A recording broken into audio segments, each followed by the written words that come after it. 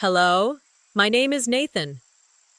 I collapsed at my sister's wedding, right there on the floor, and instead of helping, my mother lifted her glass and laughed. Typical Nathan, always the drama. The guests clapped for her joke while I lay humiliated.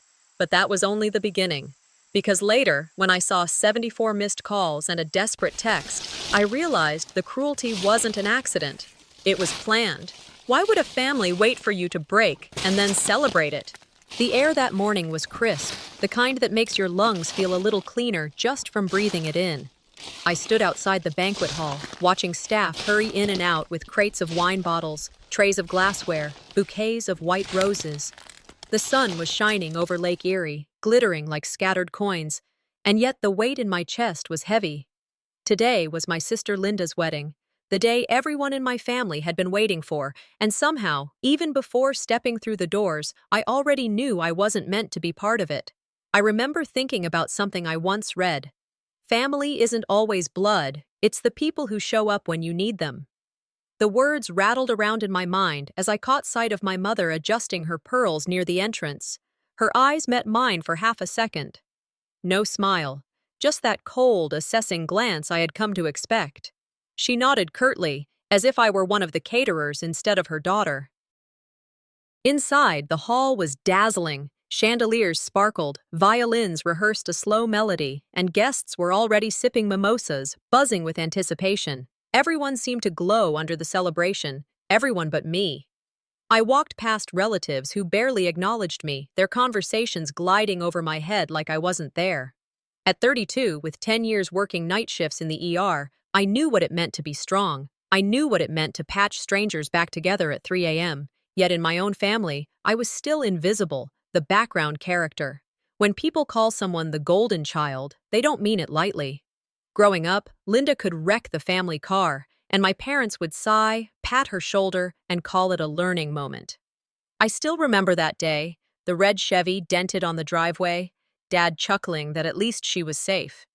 "It's just money," he said. When I won a statewide academic award in high school, my mother looked at me and asked, "Did you thank your teacher?" That was her entire response. Not a, "well done," not a hug, just a reminder that any success I achieved couldn't possibly come from me alone. The pattern was so clear, it almost became predictable.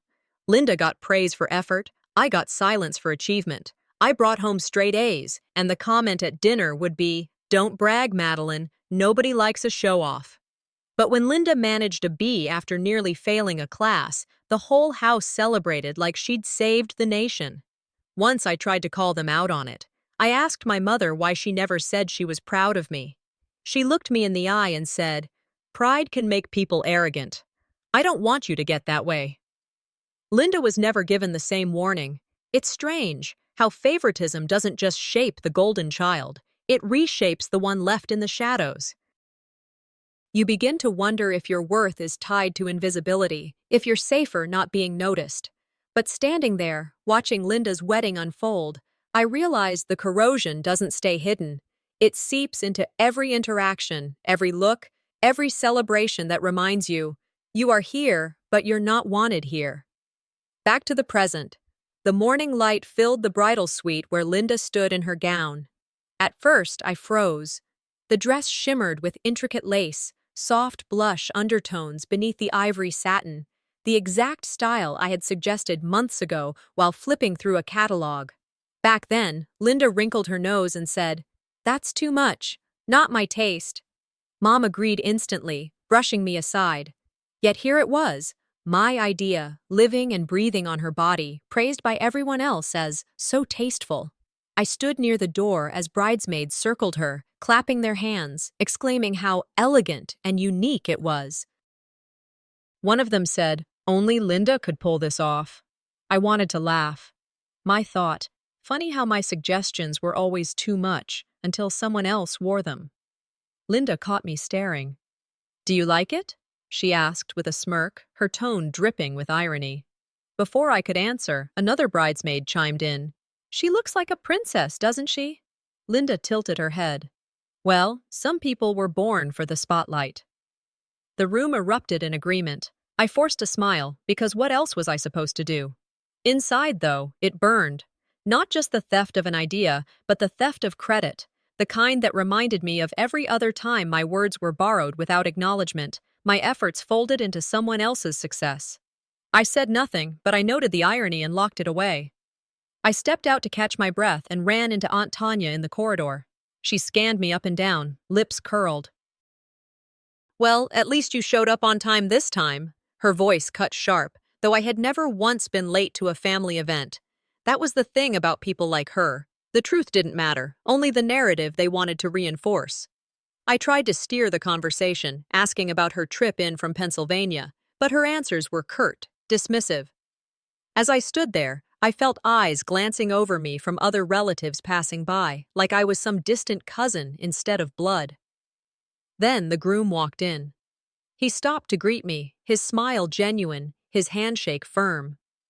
"I'm glad you're here," he said softly, a kindness so small it almost startled me. He didn't linger long, just enough for me to feel a flicker of difference between polite strangers and dismissive kin. Watching him move back toward Linda's suite, I thought, sometimes it takes the eyes of an outsider to notice what insiders pretend not to see. Later, I found myself alone in the bathroom, staring at my reflection under the harsh vanity lights. I didn't look like a bridesmaid, not even like a guest of honor. I looked like a placeholder, someone filling space without purpose. "Sometimes the black sheep is just the one who sees through the family's wool," I whispered to myself, recalling the phrase I'd read years earlier. It rang truer with every passing moment. My father wasn't here. He rarely was when it came to supporting me. My mother had already delivered her verdict with one cold glance. I held the counter, looked straight into my own eyes, and asked, "Why did I even come today?" And then it hit me. This was only the morning. The humiliation hadn't even begun. The morning blurred into a steady rhythm of footsteps, laughter, and orders barked from one end of the banquet hall to the other. I had barely found a place to set down my bag before my mother pressed a box of programs into my arms. "Take these to the ushers, and make sure they're stacked neatly," she said, her tone clipped, leaving no space for me to argue. So, I carried boxes. I fetched safety pins when someone's dress strap snapped. I was sent to the back storage room to drag out an extra tablecloth. None of these things were difficult, but they were all designed to keep me busy and out of sight. Every time I passed the group of bridesmaids, I caught whispers trailing behind me. "She's just here to help," one of them muttered, her giggle swallowed under the hum of hair dryers and chatter. Another answered, "She's not really part of the program, right?" The words weren't meant for me, but they were left loud enough to land. At one point, I stopped in front of the seating chart, curious where they had placed me. My eyes scanned the polished calligraphy until I found my name, table 12, near the staff entrance, behind the line of cousins who hadn't spoken to our family in years, yet still sat closer to the bride than I did. I traced the letters with my finger, my jaw tightening. In America, we all know the unspoken rule. Table assignments reveal status. The front tables are for family. The back corners are for obligations. They had made their statement. I didn't lash out, didn't roll my eyes or draw attention. I stored the disrespect quietly, like I always had. I thought of how often I'd coached patients through trauma at work, reminding them to breathe, to steady themselves before panic took over. That morning, I followed my own advice. Inhale, exhale, catalog the injury. The insult was clear. In my own sister's wedding, I wasn't family. I was staff. By mid-morning, the MC gathered the family in the hall to run through the schedule. He held a clipboard, glasses perched on his nose, and started announcing the order of speakers for the evening. First, the father of the bride. Then Aunt Tanya, a few words from the maid of honor, and finally, Linda's husband-to-be. I listened carefully, waiting for my name to appear. It didn't. I stepped closer, hoping he had missed something. "Excuse me?" I asked gently. "Is there a slot for me?" I had prepared something small. The man glanced down at his list, then back up at me. "No, I'm sorry. This is the order I was given." I felt my pulse in my ears. I turned to my mother, who was straightening the napkins nearby. "Did you forget to add me?" My voice stayed calm, though my chest burned. She looked at me with that smirk I knew too well. Sweetheart, let's not make this about you. Tonight is Linda's night. The words hit harder than if she had yelled. Guests milling nearby shifted, pretending not to overhear, but I saw the flickers of recognition in their eyes. They felt the sting too, even if they wouldn't admit it. It reminded me of an old saying. It's like being invited to the party but told to stay in the kitchen. I wasn't just excluded from the spotlight, I was barred from even stepping toward it. Later, when the reception officially began, my mother stood at the microphone. The room hushed. The chandeliers reflected light over her pearls as she lifted her champagne glass. She spoke eloquently at first, about love, family, and tradition. Guests nodded, smiles warmed, laughter bubbled softly at her anecdotes about Linda's childhood. Then, her tone shifted. "And let's hope Nathan doesn't make a scene today," she said suddenly, her voice carrying through the speakers, sharp as glass. Typical her, always some drama. The room stiffened. For a breath, silence spread, and then nervous laughter scattered among the tables. A few guests chuckled openly, others looked down into their glasses, ashamed for laughing. Some smirked, relieved it wasn't their name being mocked. I froze. The sound of champagne flutes clinking felt louder than it should have, the echo of the mic ringing in my bones. It wasn't private anymore. It was public, deliberate, a cut meant for everyone to witness. In that moment, it felt like being stripped bare in front of strangers. Every past slight rolled into one brutal sentence. At the ER, I'd seen wounds you couldn't always see. Heart attacks, strokes, emotional breakdowns. But this cut? This one everyone saw. I didn't retaliate. Not because I didn't want to, but because I knew my anger would only become proof for them. Instead, I steadied my breath, lifted my chin, and filed the injury away where it belonged, on the list of things I would never forget. The reactions came quickly. One cousin avoided my eyes, fiddling with his silverware. Aunt Tanya chuckled under her breath like she'd just heard the best punchline of the night. A bridesmaid shrugged as if to say, well, she's not wrong. But not everyone smirked. Across the hall, I caught the groom watching. His brow furrowed, lips pressed tight, a flicker of disapproval breaking his polished composure. It was small, but it mattered. For once, someone besides me seemed to notice. I sat back, still as stone, keeping my face neutral. Inside, the storm raged. I thought, when people laugh at your expense, they tell you exactly where you stand. Tonight, they had made it crystal clear. This wasn't an accident. It wasn't a slip of the tongue. It was character assassination, crafted and delivered on the most public stage possible. And as much as they expected me to crumble, something inside me began to solidify instead. That was the first cut of the day, but it wasn't the deepest. I sat there after my mother's words over the microphone, the glass in my hand trembling though I forced a faint smile on my lips. I could feel the blood drain from my face, but I held my chin high, determined not to give anyone the satisfaction of seeing me break. The laughter had faded into chatter again, forks clinking on plates, champagne fizzing as it poured into fresh glasses. To everyone else, the night had moved forward. For me, it had stopped cold. It was as if a draft swept across my shoulders, though I knew the hall was warm. My skin prickled, not from the temperature, but from the eyes that had seen me exposed. I remembered something I had once read. In America, they say if people show you who they are, believe them the first time. And the truth was, I had ignored too many first times. I had brushed aside every sharp comment, every missing chair at the table, every moment I had been erased, because I wanted to believe they didn't mean it. Tonight, that illusion shattered. The microphone insult wasn't the beginning. It was just the continuation of a tradition I had endured my entire life. Tonight only confirmed what had always been there. And for the first time in a long while, I felt clarity, bitter as it was. The groom found me in the corner, my hands wrapped around a water glass that was half empty. He approached quietly, not making a scene, just placing a fresh glass in front of me.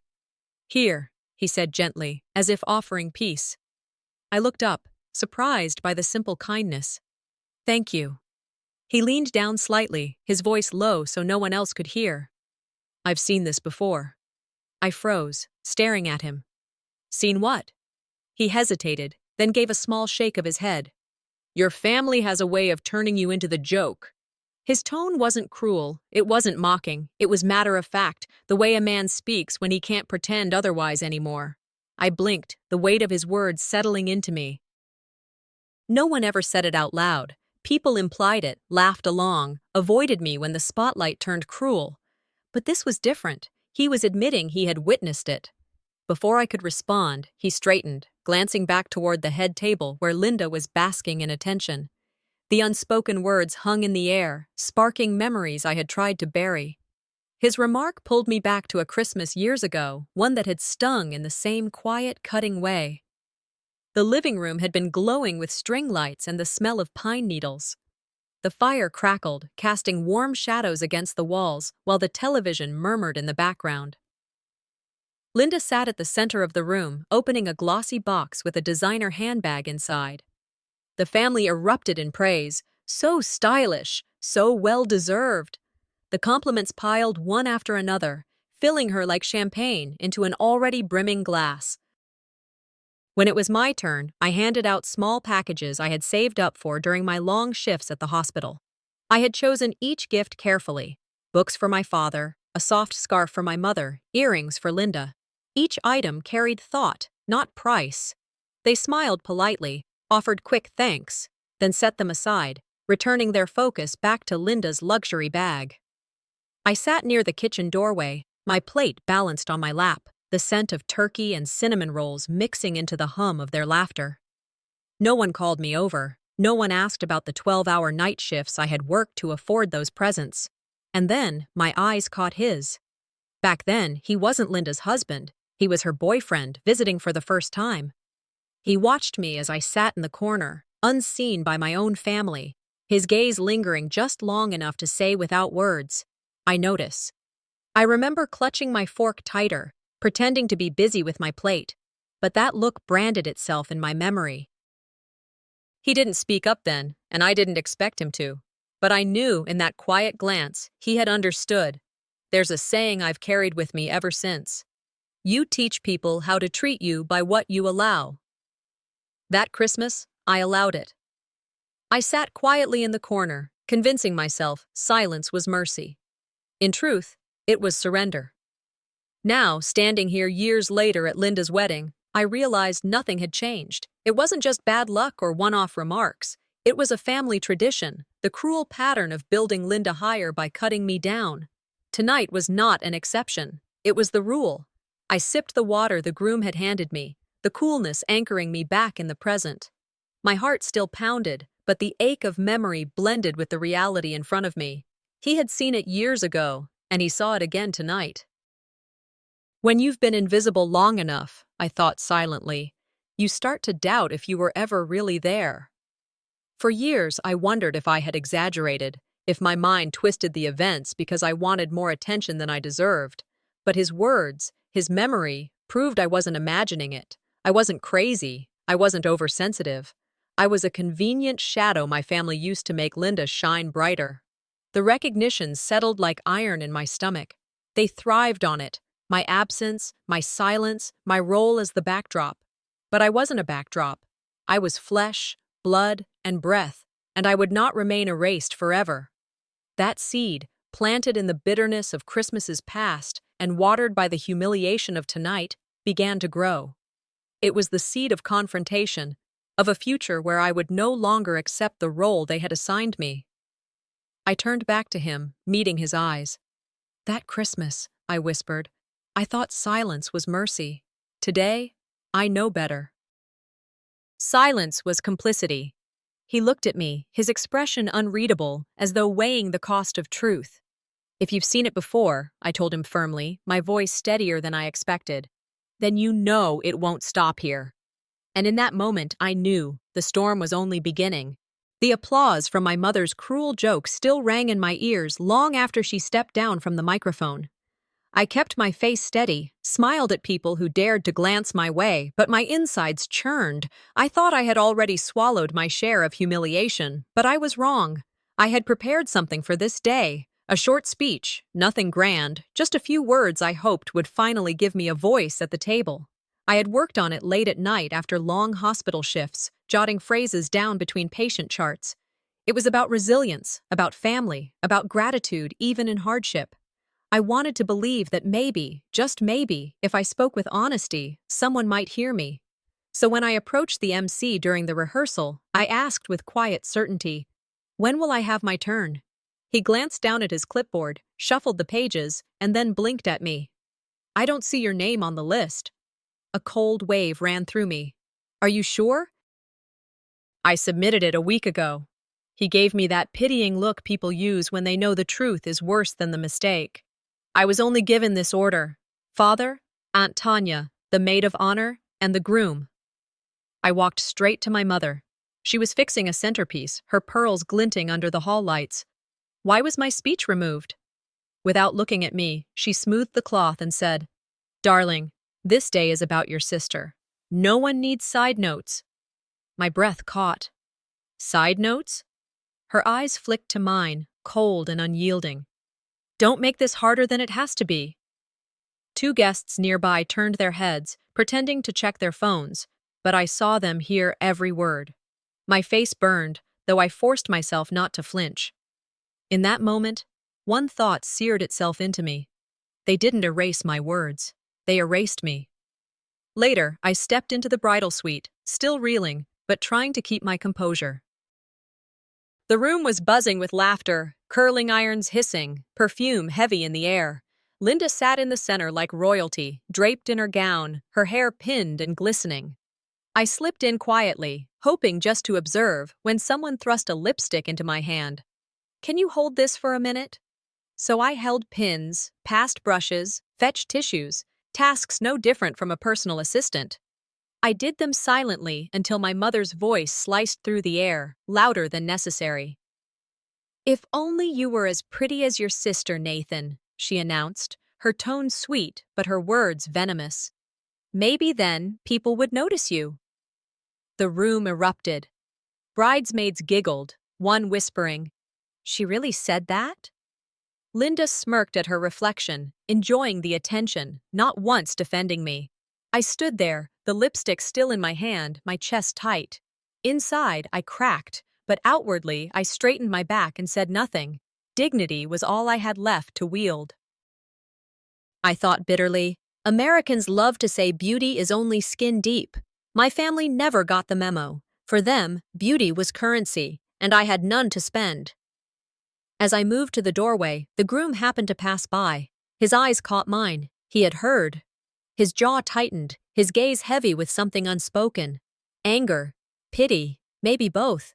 It was the only acknowledgement in that room that what had just been said was cruel. I left quickly, my heart hammering. In the hallway, I pressed a hand to my chest, trying to slow my breath. They've been cutting me piece by piece, I thought. Today, I feel the knife. For years, I had endured subtle cuts, but now they weren't even subtle. It was deliberate, loud, almost celebratory. I couldn't bear another public joke, another stolen credit, another moment of being pushed into invisibility. I remembered something I had once told a patient who felt trapped in her family's expectations. You can't control the family you're born into, but you can control the boundaries you set. Now those words echoed back at me. Maybe I had been offering advice to myself all along. As I steadied myself, the groom appeared again, this time slowing his steps. He hesitated, then said softly, "You don't deserve this. Not today. Not ever." The words stopped me. I blinked, caught off guard by the simple acknowledgement. My throat tightened, though I forced a nod. "Thank you." It wasn't a rescue, wasn't a solution, but it was the first time in years someone had spoken truth to me without turning it into a weapon. His words were a small lantern in the dark.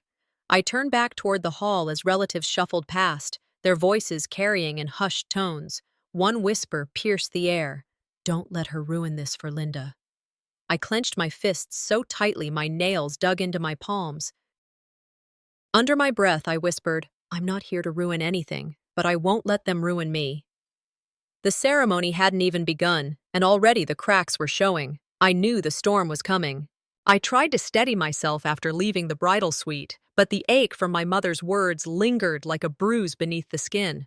I had spent years learning how to breathe through pain in the ER, how to focus when chaos broke out, but nothing prepared me for the kind of pain family inflicts, because it cuts where no one else can reach. I thought I had weathered the worst. I was wrong. As I moved toward the entrance of the banquet hall, my eyes fell on the elegant seating chart displayed on a gold easel. Guests clustered around, admiring the calligraphy that spelled out names in perfect rows. My stomach turned even before I found my own. I scanned past cousins from out of town, names of friends Linda hadn't spoken to in years, but who somehow sat near the couple. Then I found it. Nathan Carter, table 12. I traced the number twice, certain I had misread. But there it was. My name relegated to the back corner, next to the staff entrance, across from the restrooms. A guest near me tilted his head and whispered to his wife, not quietly enough, "That's unusual placement." I forced a polite smile, nodded as if it didn't matter, but my insides burned. Table assignments in America are unspoken rankings. The front tables are for those who matter.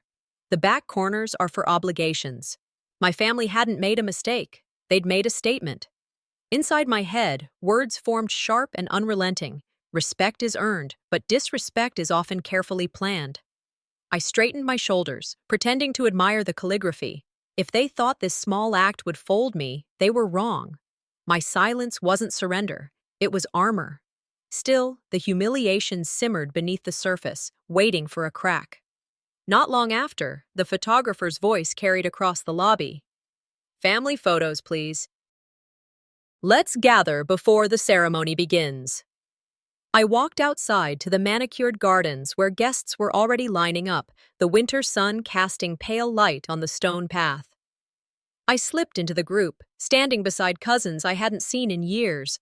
My mother's eyes swept over the crowd, landing on me. Her chin tilted slightly to the right.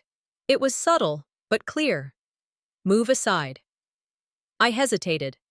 For a moment, I stood my ground. But as the photographer raised his camera, my mother's lips curved into a smile meant only for me, sharp, expectant, a reminder of who controlled this family narrative. My feet betrayed me. I shifted to the edge. The shutter clicked. Another arrangement was called. Everyone shuffled forward, and again I tried to place myself in the frame. Again, a gentle push on my arm from a bridesmaid guided me a little further out. By the third photo, I was nearly invisible. Only a sliver of my shoulder remained at the edge of the frame. Behind me, whispers carried. "She doesn't really fit the picture anyway," one bridesmaid muttered, muffled laughter following. I bit my tongue so hard it hurt, nails digging into my clutch bag. My voice echoed inside me instead. They wanted proof of a perfect family. Perfect, if you erased me. I glanced sideways and caught the groom watching from a distance. His jaw was tight, his brow furrowed. He didn't step in, but his expression told me enough. He had seen, and that mattered more than I wanted to admit. As more flashes went off, the symbolism wasn't lost on me. These photos were meant to preserve memories, to declare who belonged.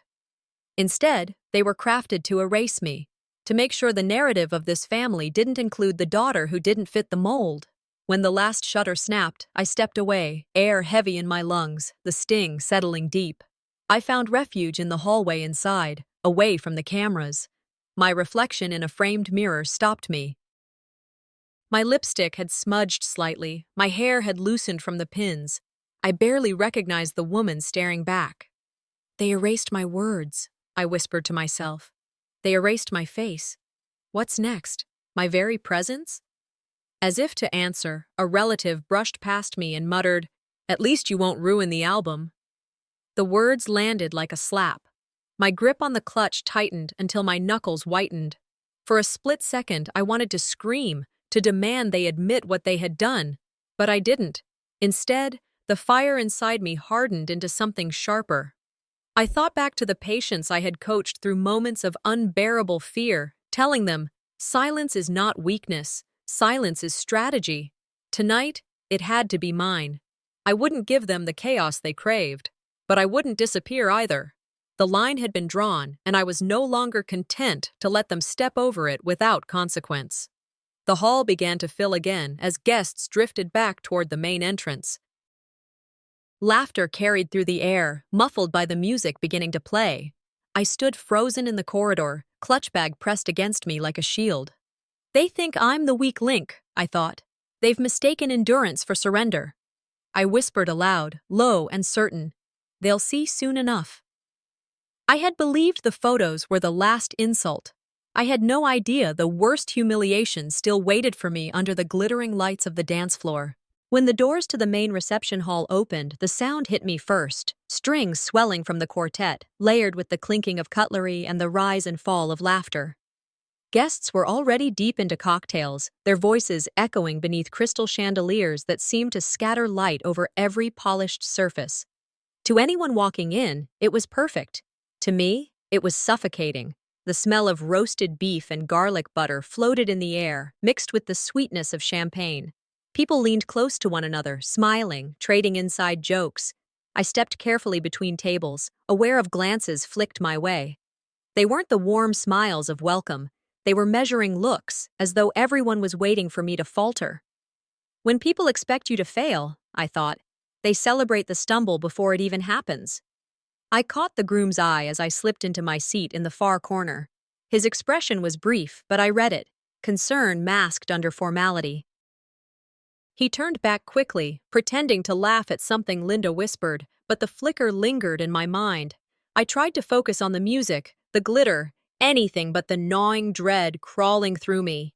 I had endured the speech that never was, the table by the restroom, the cropped photos. Each act of erasure carried me closer to the edge. The first toast began.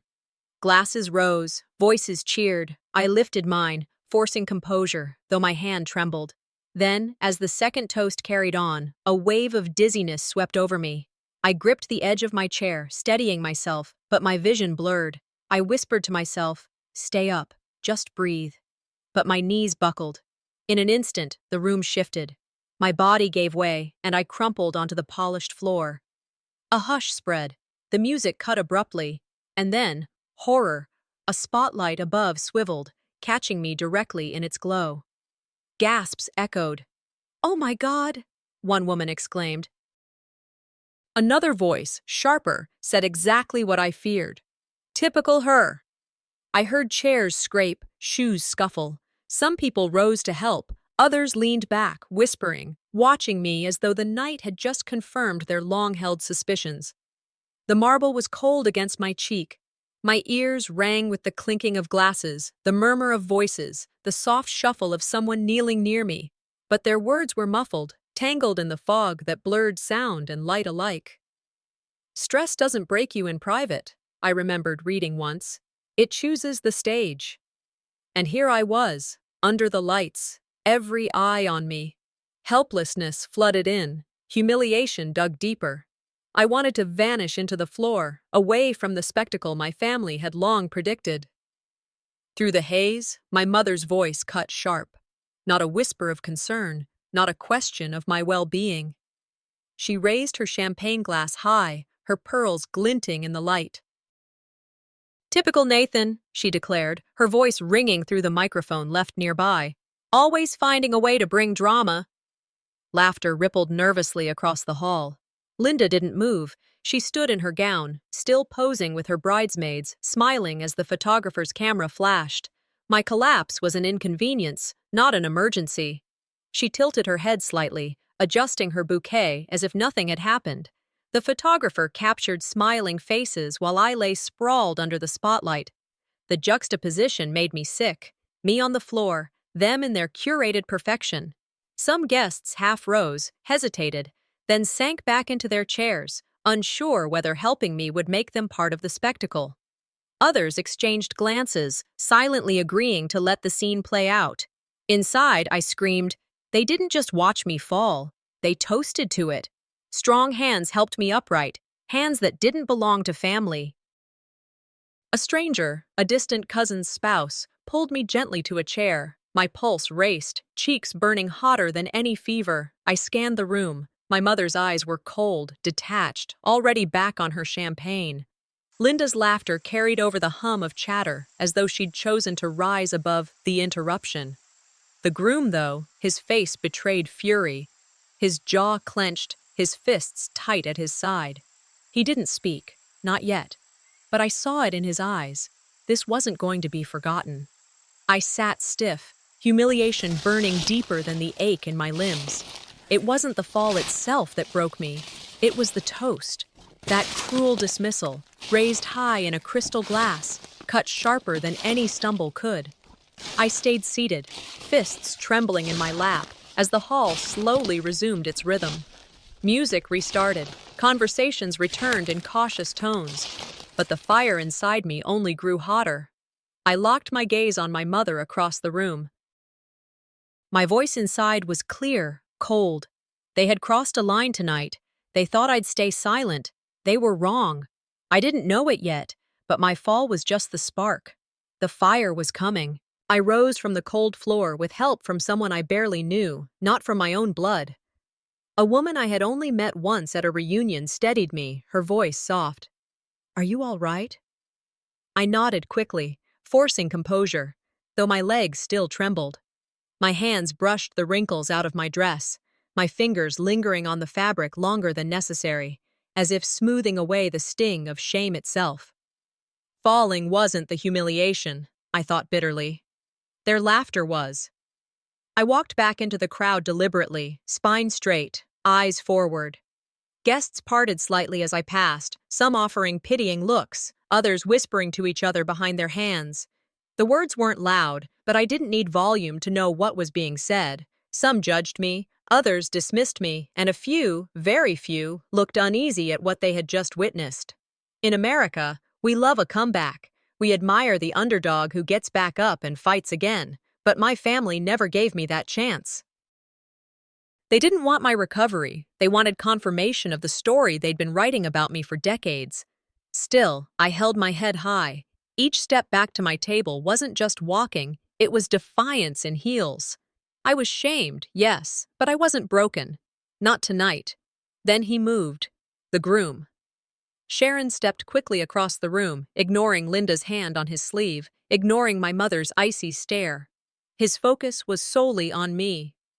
"Are you all right?" he asked, his voice clear enough for those nearby to hear. He leaned closer, lowering his tone just enough for me. "You don't have to stand alone in this." The room froze. Guests stopped mid-sentence, forks suspended in mid-air. The social lines had been crossed, the groom giving public attention to the invisible sister, the one painted as the family's blemish. My mother's glare sharpened, her lips pressed into a thin, furious line. Linda forced a laugh, loud and brittle, trying to smooth the tension.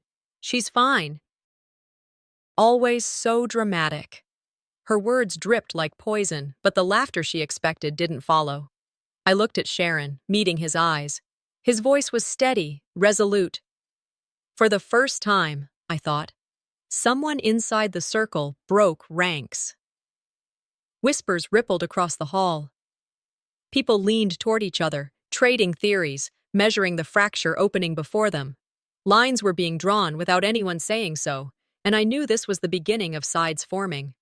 For me, it was a small spark of hope, flickering in the suffocating darkness. Later, Sharon guided me quietly toward the side door, away from the glaring lights and the constant eyes. The cool air from the hallway wrapped around me like relief. For a moment, silence felt merciful. He spoke first, his voice low. "I've seen the way they treat you. I saw it last Christmas. I've stayed quiet too long." My breath caught. I stared at him. "You knew? And you said nothing?" His jaw tightened. "I thought it wasn't my place, but tonight, it is." Anger flared hot in me, not just at my family, but at him too. For years, he had been a witness.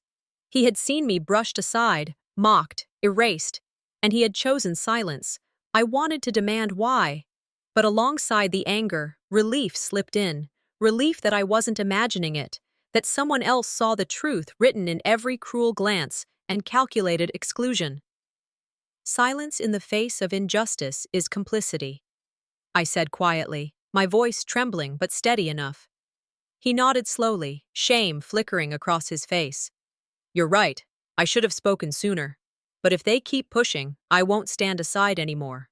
I searched his face, weighing his words. Then be ready, I said firmly. Because they will. The hallway hummed with the distant music from the reception, but here, in this pocket of honesty, the weight of decades hung between us.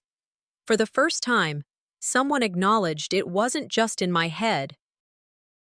Betrayal and relief twisted together inside me. The anger burned hot, but beneath it, resolve solidified. I wasn't alone anymore, not entirely. We walked back into the hall together, side by side. The air changed instantly. Conversations faltered. Eyes turned, some wide, some narrow with judgment. The quartet played on, the melody brittle against the silence swelling beneath it. I felt the weight of every stare, but I didn't falter. Sharon's presence at my side wasn't rescue. It was alignment, a visible fracture in the facade of perfection my family had polished for years. The wedding was no longer about Linda, I thought. It was about the fracture everyone could now see. My collapse should have ended the night. Instead, it lit the match, and the fire was about to spread. The music had picked back up, the waiters gliding between tables as though nothing had happened.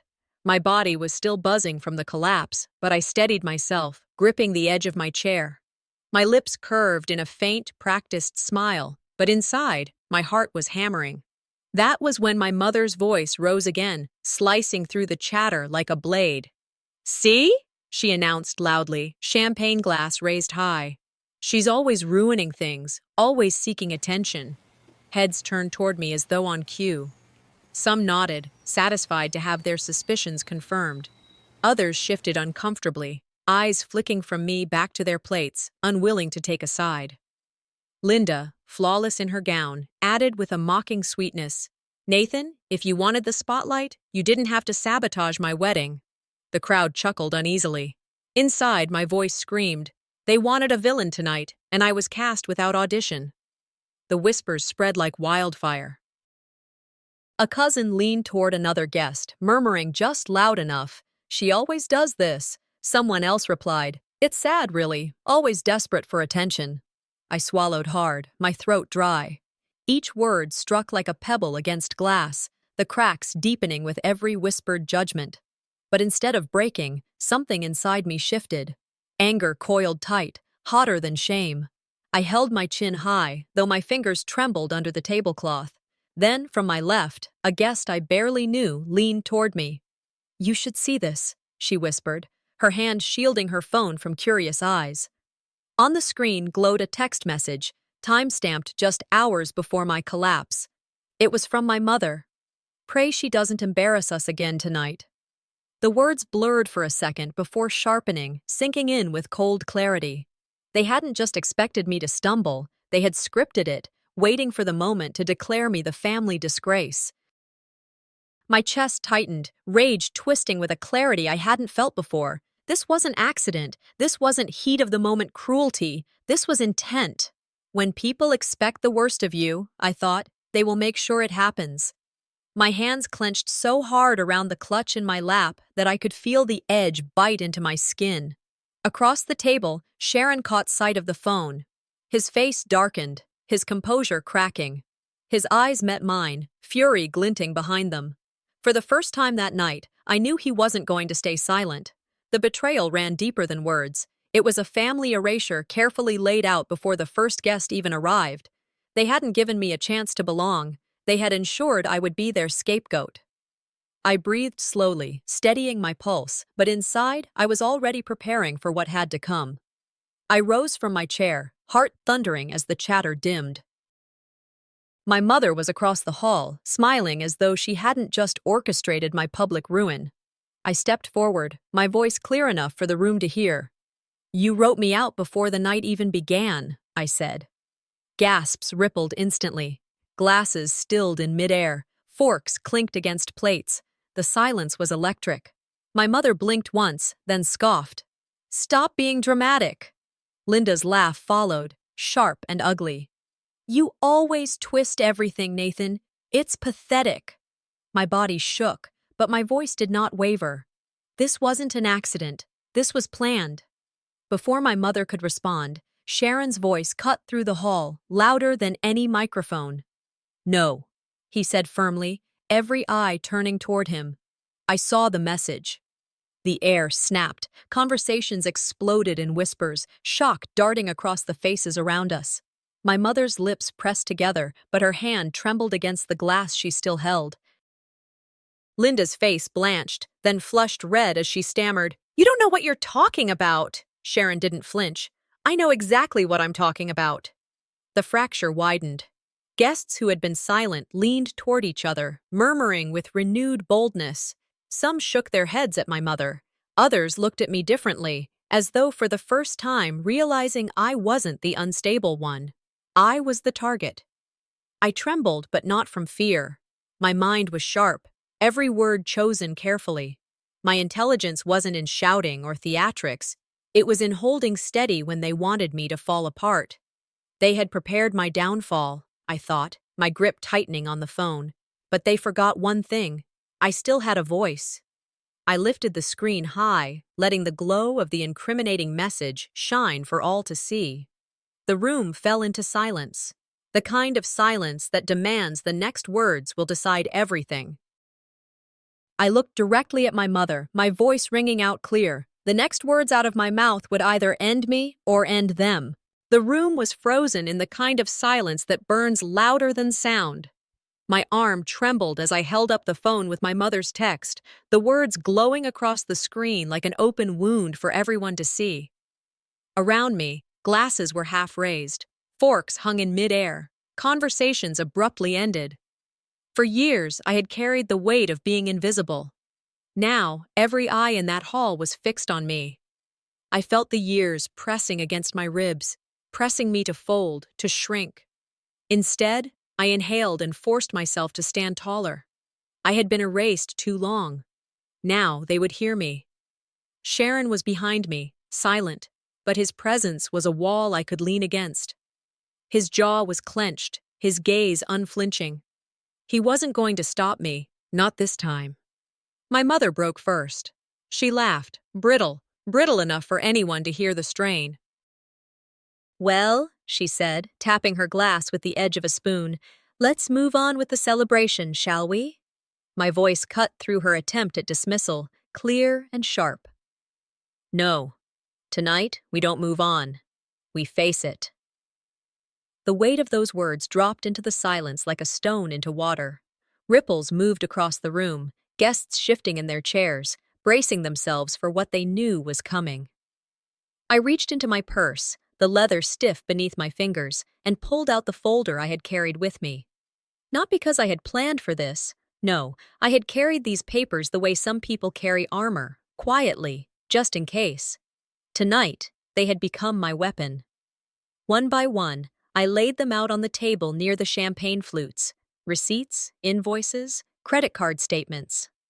The pages fluttered under the draft of the ceiling fan, the ink stark against white paper. "This wedding," I said, my voice steady though my pulse roared. "This dress, even part of this venue. You praised Linda, but my paycheck covered the gaps." Gasps broke out, whispers catching like fire. From the third row, I heard a cousin mutter, "She paid for this?" Disbelief curling around the words. My mother's voice hissed across the table, venom thinly disguised as calm. "Stop making yourself the victim."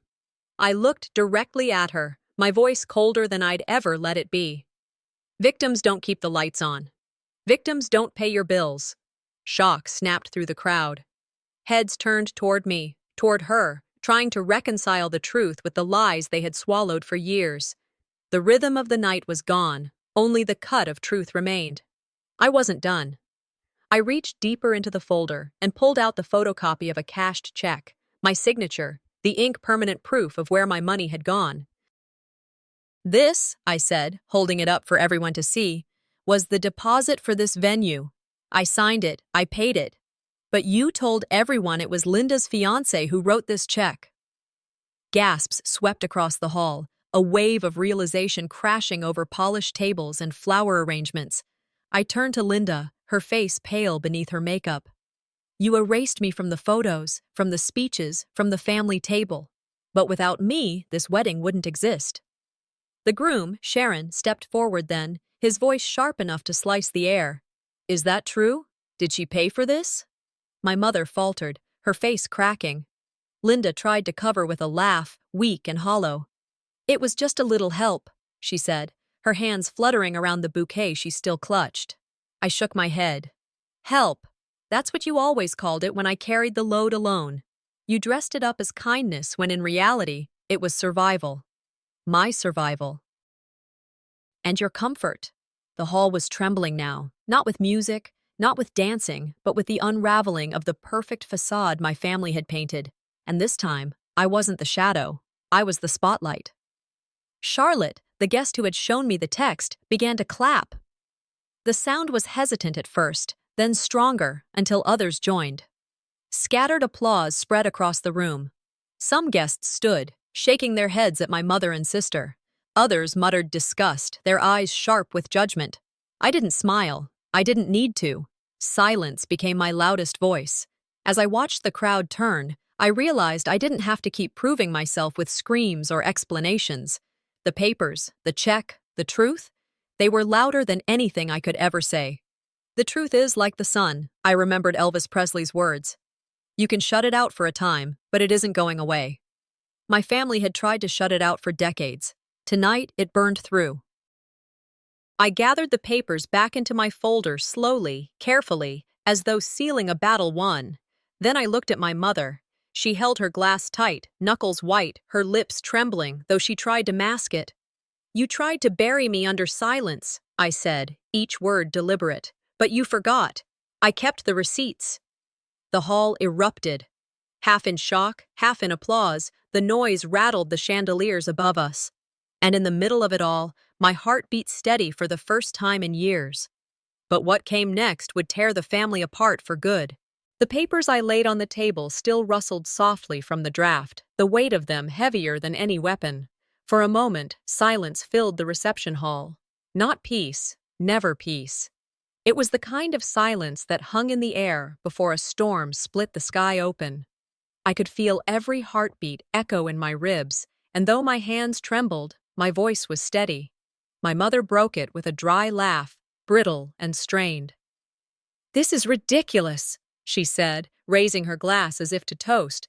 "It was just a little help, nothing more." Linda nodded furiously beside her. "Exactly, just help. Families help each other. Don't twist this into some performance." But their words fell flat. Sharon's face hardened, anger tightening the lines around his mouth. He didn't step in yet, but I could see it. The tide was turning, not in whispers anymore, but in a wave waiting to crash, and I was ready to let it. Silence is not always peace, I thought. Sometimes it's just the breath everyone takes before the walls collapse. The first crack came from Charlotte, the guest who had shown me my mother's text. She clapped once, sharply, the sound cutting through the tension. "She's right," Charlotte said, her voice unwavering. "I saw her covering for you more than once." Heads swiveled toward her. Murmurs rippled, low at first, then louder as more people chimed in. "I always wondered why she worked those double shifts," a distant cousin muttered. "Now it makes sense," another added, shaking her head toward Linda. The whisper campaign that had painted me as the family disgrace flipped. The room wasn't just observing anymore, it was aligning. Step by step, guest by guest, they edged away from my mother and Linda. I stood there, chest tight, realizing for the first time that my silence was no longer mine alone. The crowd carried it now, louder than I ever could. For years, they had erased me in private corners. Tonight, the erasure was undone in public. Sharon raised his hand then, his voice booming above the chaos. "Enough!" The chatter died instantly. All eyes turned to him, the groom, the man everyone assumed would protect Linda's image at any cost. He looked at me, then at Linda, and finally at her mother. His words fell sharp as glass. "I chose wrong." Gasps rippled across the room like shockwaves. Linda's practiced smile froze on her face, her bouquet slipping slightly in her grip. Sharon stepped forward, his voice louder now. "I watched you mock her, erase her, and take credit for everything she sacrificed. I stayed quiet, that was my mistake, but I won't be complicit anymore." Linda's shriek cut through the air, raw and panicked. "You're humiliating me on my wedding day." Sharon's reply was unflinching. "You did that yourself when you made cruelty your family tradition." Mother slammed her glass onto the table, liquid spilling across the white linen. "Don't air family matters in public," she snapped. Sharon didn't flinch. "It stopped being private the moment you dragged her through the mud in front of everyone here." The room was electric. Some guests nodded firmly, others gasped, but no one laughed anymore. And in that moment, I realized something stunning. For once, the spotlight was on the truth, not the lies. Charlotte began clapping again. One beat, then another. This time she wasn't alone. Others joined, some rising to their feet, the sound swelling until it echoed through the chandeliers. Applause thundered through the hall, not polite, not forced, real, undeniable. Linda's face crumpled. She shoved her bouquet at a bridesmaid and stormed toward the exit, her gown dragging like an anchor behind her. My mother followed in a huff, muttering curses under her breath, pearls rattling against each other as she walked. I stayed rooted in place, the applause washing over me. Applause never healed a wound, I knew that. But tonight, it stitched one shut. Tears burned my eyes, but I held them back, standing tall. For the first time in decades, I wasn't invisible. I wasn't the afterthought or the scapegoat. I was seen. As the noise settled, Sharon lingered at my side. He didn't say anything, and he didn't have to. The silence between us wasn't emptiness. It was understanding. The wedding was over. That much was clear. But deep down, I knew the reckoning had only just begun. And what came after would change not only my family, but me forever. The clapping still echoed in my ears long after it stopped. Guests drifted toward the doors, their voices buzzing low like the static after a thunderstorm. The chandeliers still sparkled. The decorations were flawless, but the air was thick with something ruined. Chairs stood askew, champagne glasses lay tipped, puddles soaking into linen cloths. The room looked less like a wedding and more like a battlefield where the weapon was words. I stayed in the middle, frozen, my heels planted into the marble floor. For the first time all evening, no one spoke to me. They whispered around me, about me, but didn't come close. It was as if they finally recognized what had been happening for years, but no one wanted to risk standing directly beside me. When the shouting ends, I thought, silence is louder than any applause. Sharon hovered nearby, not touching me, not crowding me either. His silence wasn't abandonment. It was respect, the kind of space people give when they finally understand you've been smothered for too long. Exhaustion seeped through my bones, heavier than the humiliation, heavier even than the rage. I felt emptied out, strangely clear, like the eye of a storm had finally opened above me. From a distance, muffled shouts rose.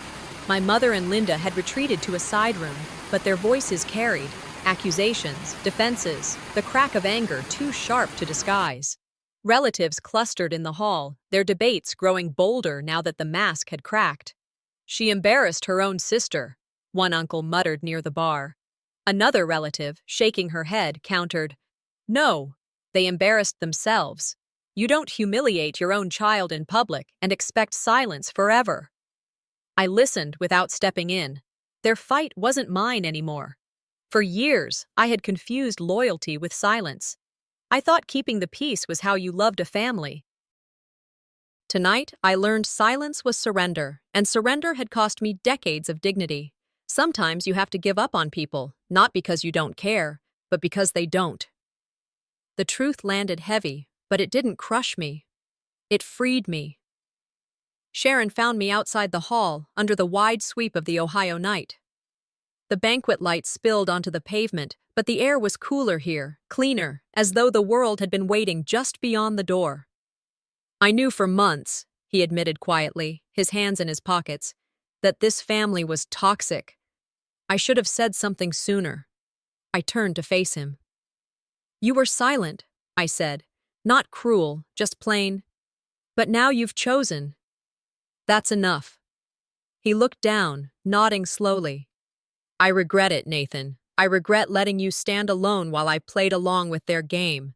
You were stronger than all of us. I exhaled, my breath clouding in the night air. Strength isn't never falling, I said softly. Strength is standing when no one claps. He didn't argue. His eyes softened, his mouth tight with unspoken respect. He didn't reach for me, didn't try to claim me with comfort. That was something I could respect. Solidarity wasn't ownership.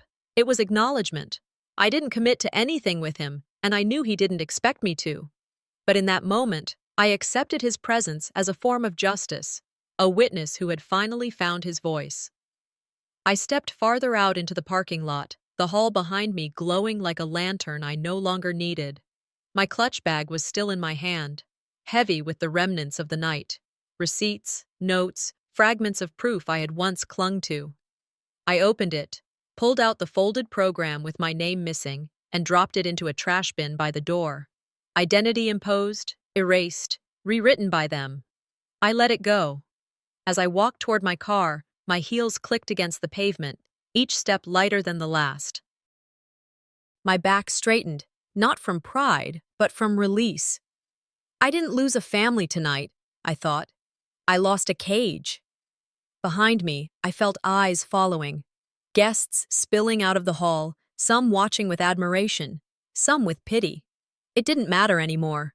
Their judgment no longer defined me. I walked tall, for the first time carrying only myself. Halfway to my car, I turned back one last time. The hall glowed against the dark, voices muffled behind glass doors. For years, that building, the metaphorical one, the family built on image and control, had defined me. They called me the drama, I said under my breath. Maybe I was, but drama is just truth spoken too loud for liars to bear. The night air wrapped around me, crisp, endless, mine. Tomorrow the fallout would begin. Calls, messages, excuses, manipulations. But tonight, for the first time, I finally belonged to myself. The reception hall was unraveling. Staff were already packing trays of untouched food, bouquets drooped against their vases, and chairs sat scattered like fallen soldiers. Guests filed out in clusters, some whispering furiously, others laughing in disbelief, the drama too large to contain in private conversation. Linda had disappeared with her mother, her bridesmaids trailing behind her like shadows suddenly detached. I stood at the center of it all, not triumphant, not even relieved, just steady. A family can spend decades crafting a mask, perfecting every detail so the world only sees the shine. But one night of truth, one night where the lies collapse under their own weight and the mask cracks beyond repair. Linda was isolated now, her allies gone, her face red from tears and rage. My mother stormed through the back corridors, muttering about betrayal, her words sharp enough to cut even in whispers. Their downfall didn't come from me. It came from themselves, exposed by their own cruelty. That, I realized, was the most poetic justice of all. I didn't feel like the winner of a battle. I felt like someone stepping away from a fire she had stood too close to for years, singed but alive. The fatigue was immense, but woven into it was clarity. I no longer needed to prove who I was to people determined to erase me. By morning, the story had already spread beyond those walls. My phone buzzed with messages from cousins who hadn't spoken to me in years, apologies typed in hurried words. "We never realized how much you carried." Others praised me. It took courage to stand up like that. I didn't respond. I read them, but I didn't bask in them either. Society flips quickly when power shifts. I had learned that in the ER, in the courtroom of gossip, in every place where people align themselves with the winning side. Recognition was nice, but I knew its roots. It wasn't loyalty. It was convenience. One quote kept circling in my head. "Truth is like a lion. You don't have to defend it. Let it loose. It will defend itself." The lion had roared last night. Now, even those who once called me dramatic were parroting words of respect. Sharon's family even approached me before leaving, voices low with apology.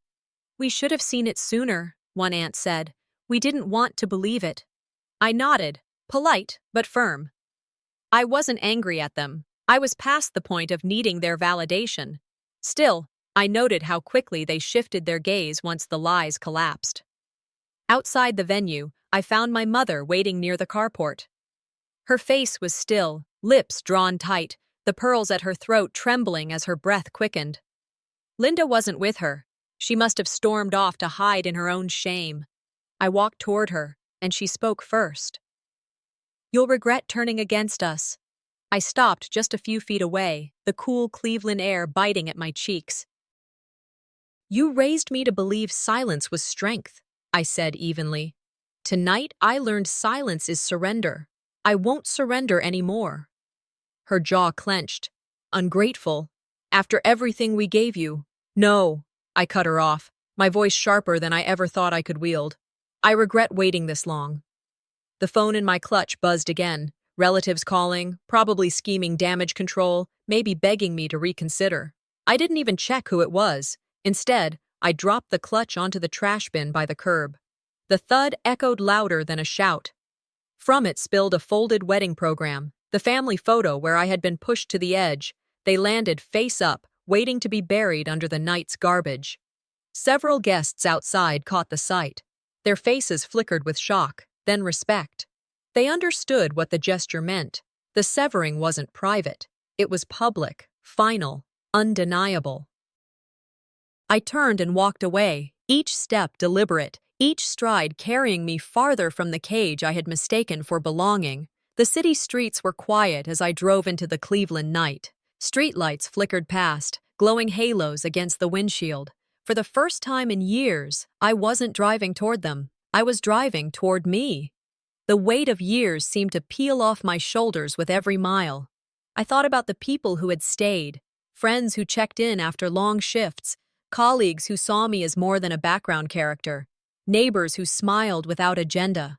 That was my circle now, the beginning of a new kind of family. Blood makes you related, I thought, recalling a saying I once heard. Loyalty makes you family.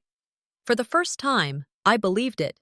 I didn't know exactly what came next, whether I'd build something entirely new or simply stand taller in the life I already had. But I knew this. My dignity was intact, my boundaries carved in stone, and my voice no longer silenced. As the road stretched ahead, I let the thoughts settle in my chest, warm and fierce. They called me the drama, but what they didn't see was that drama was just truth with the volume turned up. And tonight, I turned it high enough for the world to hear. In the rearview mirror, the glow of the banquet hall shrank into nothing. Ahead, the road was mine alone, empty and infinite. The wedding was over. But my life, finally mine, was just beginning.